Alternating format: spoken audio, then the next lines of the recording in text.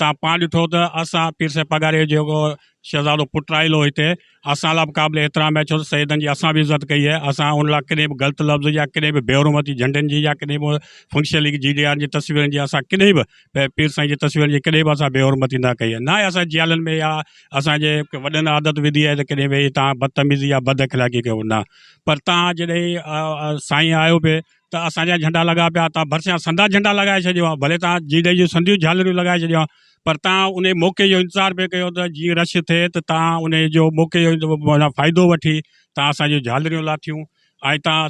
तव्हां पाण ॾिठो त असांजूं 3 नवंबर खां झालरियूं लॻल हुयूं, जेके 1.5 महीनो थी वियो माना हेॾियूं वॾियूं जेको लोडर ट्रकियूं बि वयूं, जेकी माना इन खां वॾी लोडर ट्रकियूं बि वयूं, उन्हनि सां बि झालरियूं कोन निकिरियूं। त हिन सां कीअं किरंदा तव्हां पाण वटि जेके ट्रकनि वारो ॾेखारीनि पिया त हिकिड़ी ट्रक बाक़ाइदे सां गुज़रे पई, जेके वरी उतां खां झालर खोलीनि पिया, जेकी पोइ ट्रक आहे उन जेके वञी शीशे खे झालर लॻी आहे, हाणे हुन खे मथियां खां कान पई लॻे, ऐं जेकी ॿी पोइ जेकी झालर टोड़े पई उहा वञी शीशे खे पई लॻे। त इहो त सौ सिधो तव्हां पाण ॾिसो पिया त सौ सिधो वीडियो नंढो ॿार बि ॾिसंदो उनखे बि इहा लॻंदी त हिननि इहो ग़लति ॻायो आहे। त ऐं FIR ॾिसो त असांजो हक़ आहे त असां पाण ॾिसो त असां उन टाइम ते उते ई परे पासे खां पाकिस्तान होटल ते दोस्त असांजा आयल हुआ, ऐं उन सां गॾु असां पाकिस्तान होटल ते चांहि पीअण आयासीं पिए पीती पिए, त उन असां ॾिठोसीं त हिते छा पियो थिए।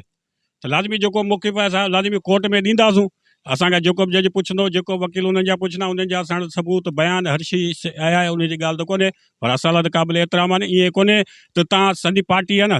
संदी पार्टी खे उजागर कयो, असांजी पार्टी खे तव्हां जॾहिं बि जहिड़ो कयो आहे असांजा झंडा तव्हां लाथा आहिनि, बसि ॿियो कुझु कोन्हे।